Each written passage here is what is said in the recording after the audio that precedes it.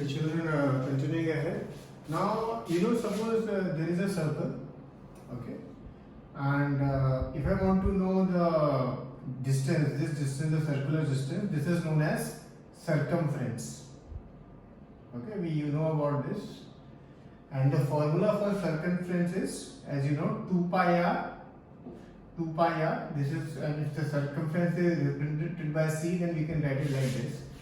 2 pi r is equal to c, and c stands for circumference, and of course radius, r stands for radius, and 2 radius is diameter, so sometimes we write this formula like this also. Pi d is equal to c. Okay, now why are we discussing this formula again? This is with regards to the next question on page 24 of exercise 1.5. Pi is defined as the ratio of circumference of a circle to the diameter.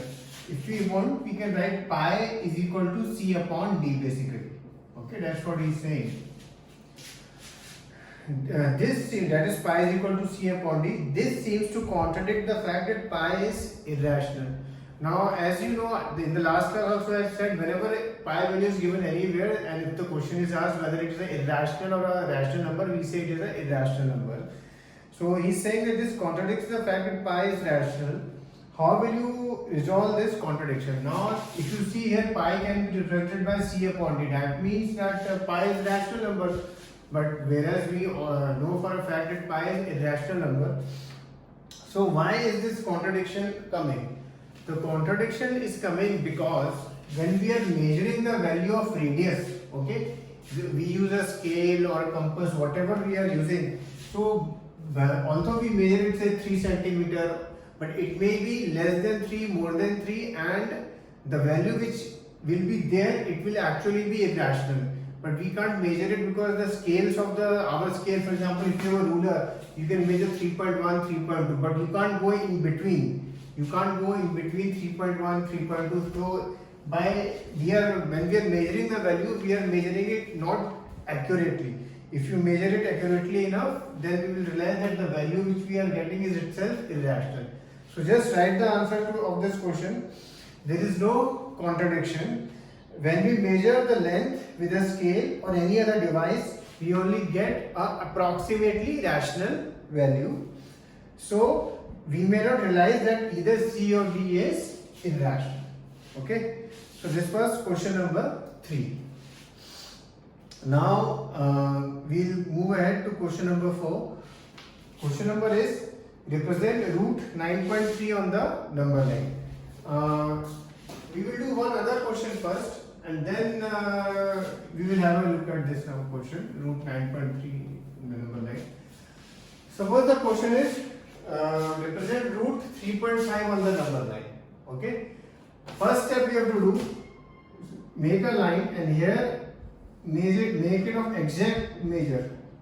Whatever is written inside the root it is written 3.5, so you measure 3.5 centimeter. Then you mark another point which is 1 centimeter away. Exactly 1 centimeter. Here, don't change the scales. Whatever is there, you use that.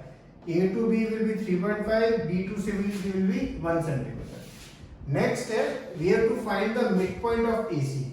Now, of course, some children say that we will just use a scale and we will mark the half of it. But no, don't do that. Keep a compass here, okay. Open it, say approximately more than half. Make one cut here, make one cut here. Then without changing the radius, keep the compass at point C and again make the cut. Okay, without changing the radius.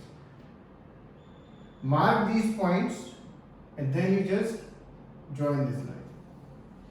Basically, you have made a perpendicular bisector of this line AC. Okay, this will be this. You will see that if you do it correctly, it will be exact in the middle of it. Okay. In fact, you can make perpendicular bisector of any line. Suppose this line is there, AD. You say this is 10 centimeter.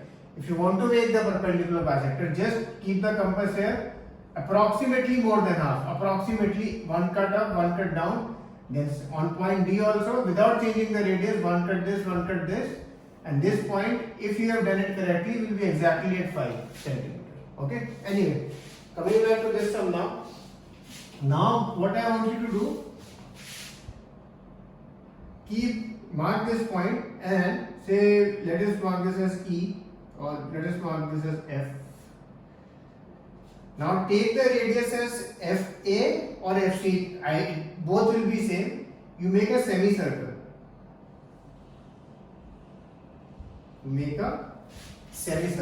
Okay? Keeping this as center, you make a semicircle. After you make the semicircle, the next point, at point B, you make a straight line which should be at 90 degrees. Okay? This should be at 90 degrees. So mark this point as D. Last step, keep the compass here, taking BD as radius, BD, and draw this. Then you extend this line, and here mark this as E, suppose. So this point will represent root 3.5. Okay. I am repeating it again. When the question comes, draw root 3.5. First step, draw AB 3.5 centimeter. Then draw BC 1 centimeter. Next step, of AC you will draw the perpendicular bisector. And how will you draw? You will keep a compass at here. A, more than half you will open, one cut up, one cut down. And from point C again, one cut up, one cut down, and join this. Then you will get point F, and then from point F to A, you will take the radius. You can take the radius as FA or FC. You will get a semicircle like this. Once you get the semicircle, the point B which we had marked, from there you will make a straight line at 90 degrees, and then keeping the compass at point B and BD as radius, you will just do it like that. And this point will be, E will be your root 3.5. Now I will do root 9.3 also, so that you get it more clearly. Now we will have a look at root 9.3. Suppose I have to make root 9.3. First step, A to B 9.3 exact. Then one more point, C, this is 1, okay, this is 9.3 and this is 1 centimeter, okay. Now keep the compass at point A, open it more than half, one cut up, one cut down. Keeping the compass at C without changing the radius, one cut up, one cut down, join this line, say you mark this as point O. Now taking AO or OC as radius, if everything is correct, this line should be exactly in the middle. You draw a semicircle. Once you draw the semicircle, at point B, you will draw a straight line at 90 degrees. Last step, suppose we have marked this point as B, BD as radius, and then you draw this dotted line. And once you draw this dotted line, just extend this line. So that you will get a point E over here, and then this point E will represent root 9.3. Okay. So I will be giving you a few sums of this type to do. Okay. Now we will see next type of sums. Question will be,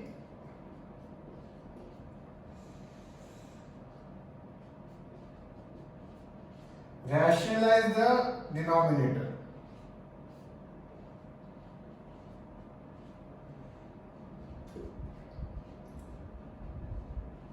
Whenever the question comes to rationalize the denominator, basically he wants to remove the root from the denominator. All you have to do, for example, 1 upon root 2 is written. If you want to remove the root from root 2, you obviously have to multiply by root 2, because I have told you, suppose root 71 into root 71, what will be the answer? 71.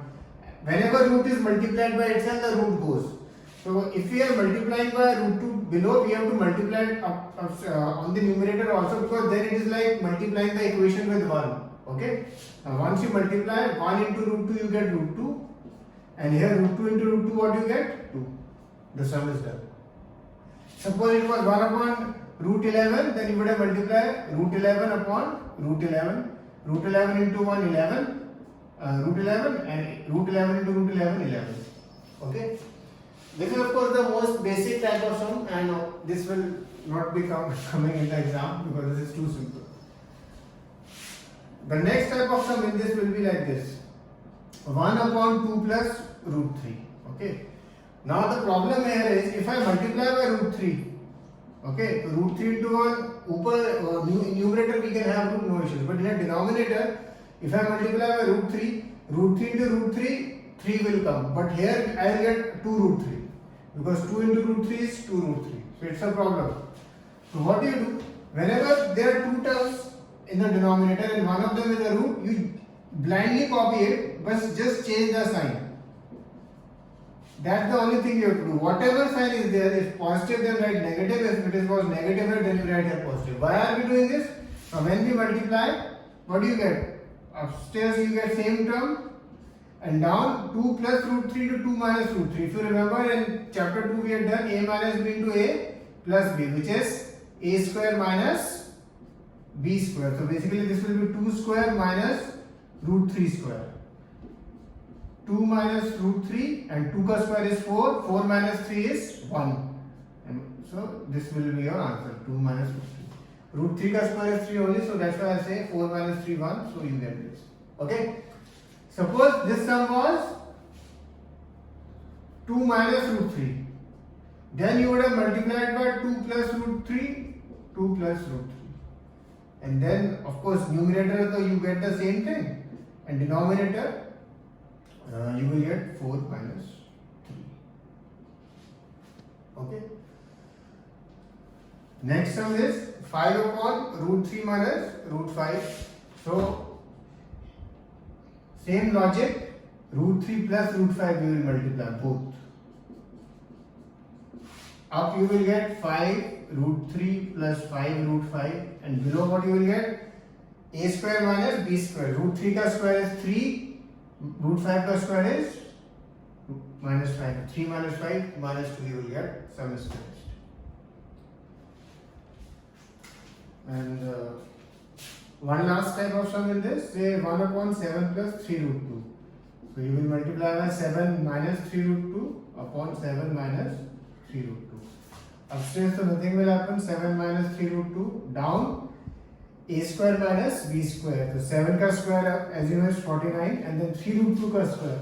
Here many children make the mistake, so you can write in the side and just do it. 3 3s are 9, root 2 into root 2 is 2. So it will be 18. So 7 minus 3 root 2 upon 31, that will be your answer. Okay.